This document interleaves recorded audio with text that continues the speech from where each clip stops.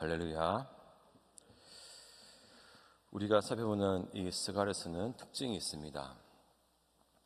동시대에 활동했던 에스라 학개서가 그 현재의 상황을 두고 말씀을 선포했다면은 이 스가랴는 미래의 이스라엘의 그 회복을 노래합니다. 그리고 또 한 가지가 메시아를 잘 예언하고 있습니다. 이러한 관점으로 오늘 말씀을 함께 나누도록 하겠습니다. 구절 첫 부분에서 이렇게 시작합니다. 시온에 따라 크게 기뻐할지어다, 예루살렘에 따라 즐거이 부를지어다 라고 말씀하고 있습니다. 하나님의 백성들에게 기뻐하고 즐거워하라 라고 오늘 말씀하고 있는데요, 그 이유가 무엇입니까? 내 왕이 네게 임하시나니 라고 말씀하고 있는 것이죠. 왕이 임하신다고 합니다. 북이스라엘 왕국과 남유다 왕국은 바벨론과 아수르에게 멸망당해서 현재 왕이 없습니다. 그들을 구원할 왕이 임하신다는 것이죠. 그러면 스가랴가 소개하는 그 왕이 어떤 모습입니까?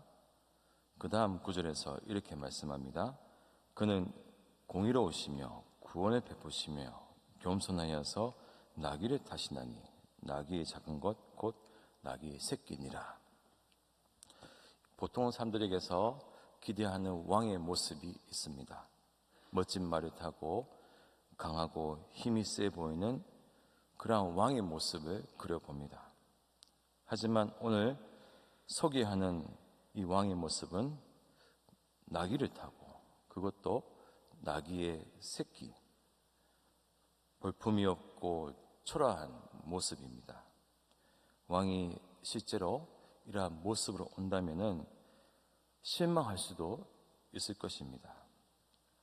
하지만 우리는 이 말씀을 읽으면서 그 왕에 대해서 우리는 실망하지 않습니다.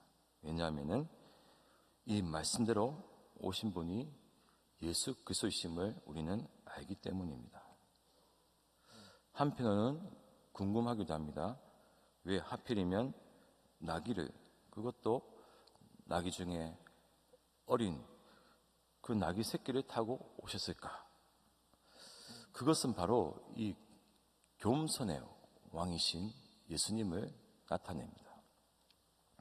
예수님은 하나님이시지만은 그 모든 하늘 영광을 다 내려놓고 겸손히 완전한 사람의 모습으로 오셔서, 그것도 가장 낮고 처한 곳 베들레헴에 임하셔서 이 땅에 오셔서 가난한 자, 소외된 자, 볼품없는 그들에게 찾아오셔서 섬기시고 구원의 사랑을 베푸셨습니다.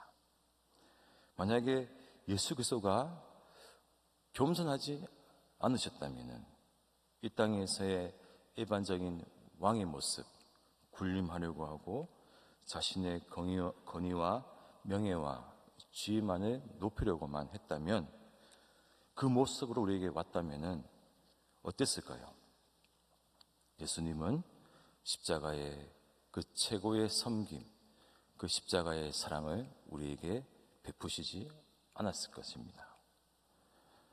10절에서 이렇게 말씀합니다. 내가 에브라임의 병거와 예루살렘의 말을 끊겠고 전쟁하는 활도 끊으리니 그가 이방 사람에게 화평을 전할 것이요 그의 통치는 바다에서 바다까지 이르고 유브라데 강에서 땅끝까지 이르리라. 겸손과 사랑으로 섬기셨기에 우리는 하나님과 평화를 이룰 수 있게 되었습니다. 그리고 우리에게 이 화목직분을 주셔서 하나님과 사람, 그리고 사람과 사람의 관계 속에서 평화를 이루도록 하신 것이죠. 이처럼 예수님은 겸손의 왕으로 오셔서 평화를 이루어 가셨습니다. 예수님이 통치하시는 그곳에는 완전한 평화가 이루어지는 것이죠.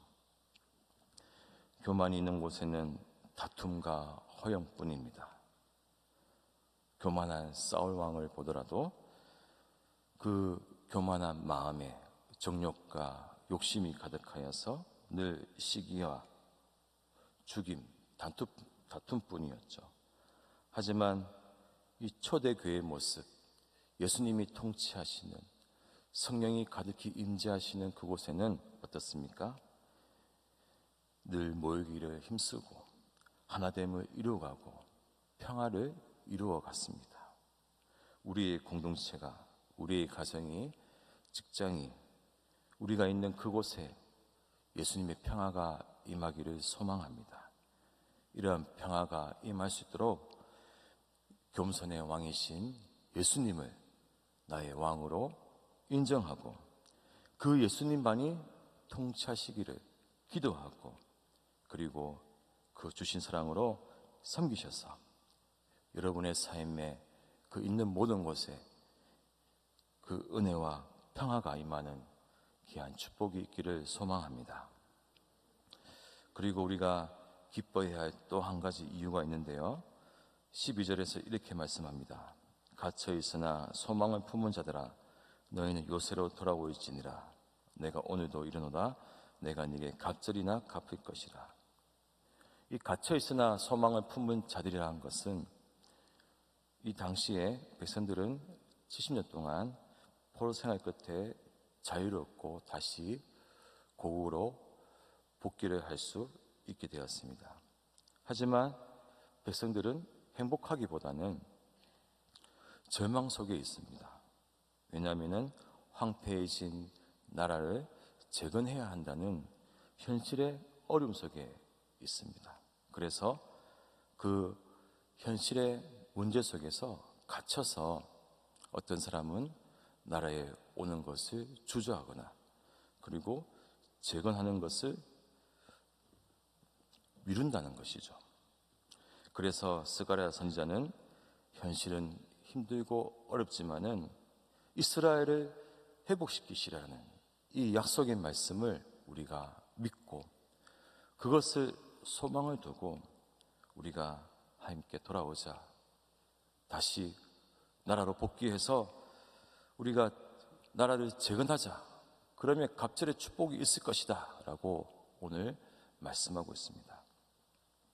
사랑하는 성도 여러분, 우리의 삶도 마찬가지입니다. 때로는 우리의 인생 속에 어려움과 문제가 있습니다. 우리가 부산에서 서울에 갈 때에 자동차를 타고 갈 때에 수많은 터널을 지나가야 합니다. 마찬가지로 우리가 인생을 살아갈 때에 때로는 앞이 보이지 않는 캄캄한 그런 문제와 어려움을 만날 때가 있습니다.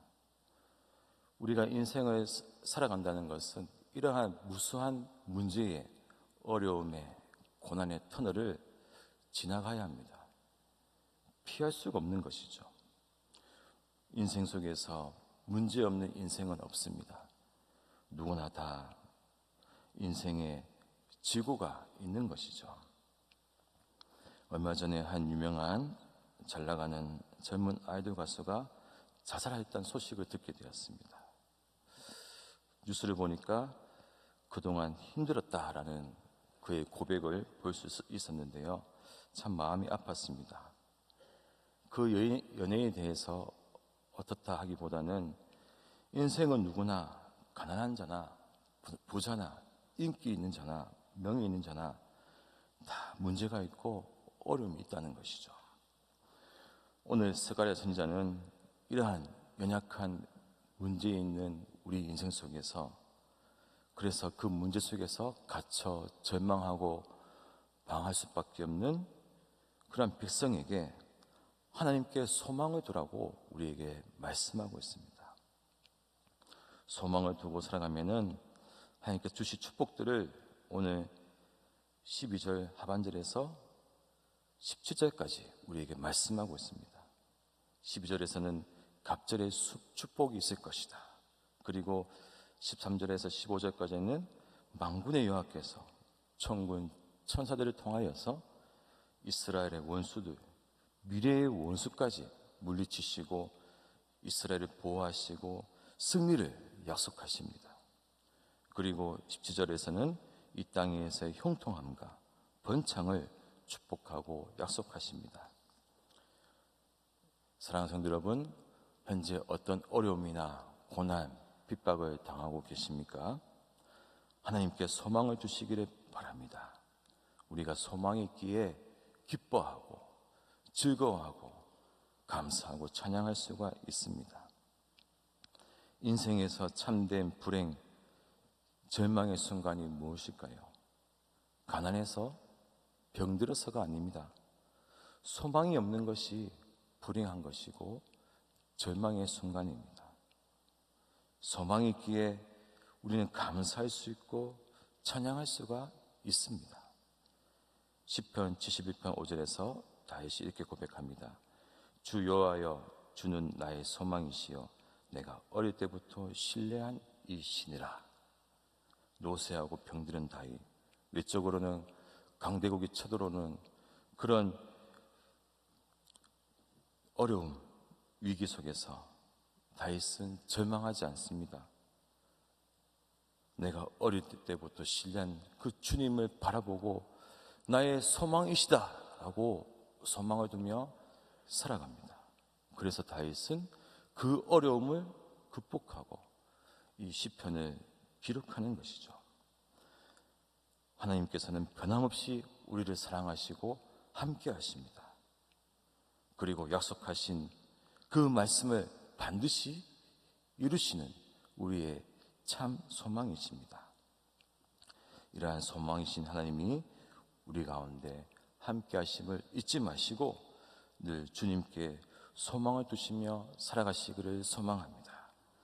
말씀을 믿습니다. 오늘 말씀을 보면서 깨닫는 게 있습니다. 이 예언의 말씀이 2000년 전에 그 아기 예수가 이 땅에 태어나심으로, 그리고 예루살렘에 입성하실 때에 오늘 말씀 그대로 나귀 새끼를 타고 입성하셨습니다. 그리고 그 주님께서 최고의 사랑, 그 섬김, 십자가의 사명을 감당하셨죠. 그리고 죽으시고 사흘 만에 부활하심으로 그 사망의 권세를 이기시고 승리하셨습니다. 그 산 소망이 되신 주님께서 지금 우리 안에 살아 역사하셔서 우리의 인생의 참된 목자가 되셔서 소망의 길로, 풍성한 은혜의 길로 인도하여 주십니다. 그리고 마지막 때에 우리에게 완전한 승리를 주실 것입니다. 오늘 이 하나님의 약속이 실제로 우리의 삶에 이루어졌음을 잊지 마시고, 내가 지금 어떤 문제에 있든지 갇혀 있든지 절망하지 마시고 산소망이신 주님을 바라보시고 그 주시는 힘과 능력으로 오늘 하루도 섬김의 삶을 감당하시기를 소망합니다. 그리고 내가 있는 그 모든 곳에서 예수님을 나의 왕으로 인정하시고 가득히 모시고 순종하셔서 여러분의 삶에, 여러분 통해서 이루실 그 하나님의 참 평화가 가득히 임하는 축복이 있기를 소망하고 축원드립니다. 우리 기도하시겠습니다. 하나님 아버지 감사합니다.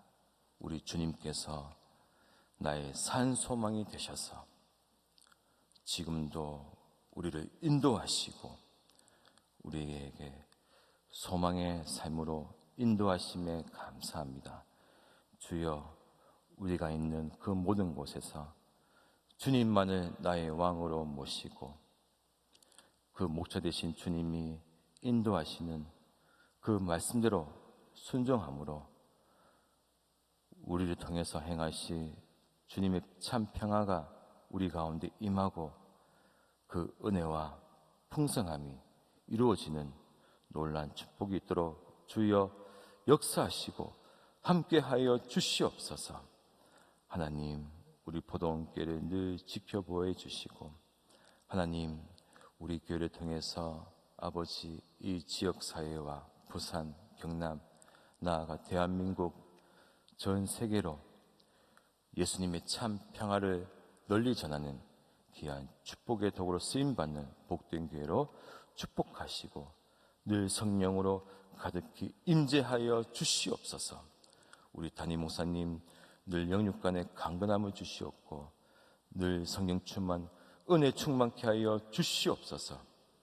그 모든 사역 가운데에 풍성한 열매를 맺도록 인도하여 주시고 아버지 하나님, 우리 목사님을 통해서 주의 나라가 가득히 세워지는 놀라운 축복이 있도록 늘 함께 하시고 역사하여 주시옵소서. 오늘 이 자리에 주님 앞에 정성으로 감사함으로 여러 가지 제목 가지고 물질을 드린 손길들이 있습니다. 주여 그 모든 제목들 하나하나 헤아려 주시고 응답하여 주시고 더 큰 감사거리로 가득히 채워 주시옵소서. 더 많이 감사할 수 있도록 하늘의 신령한 은혜와 물질의 축복을 허락하여 주시옵소서.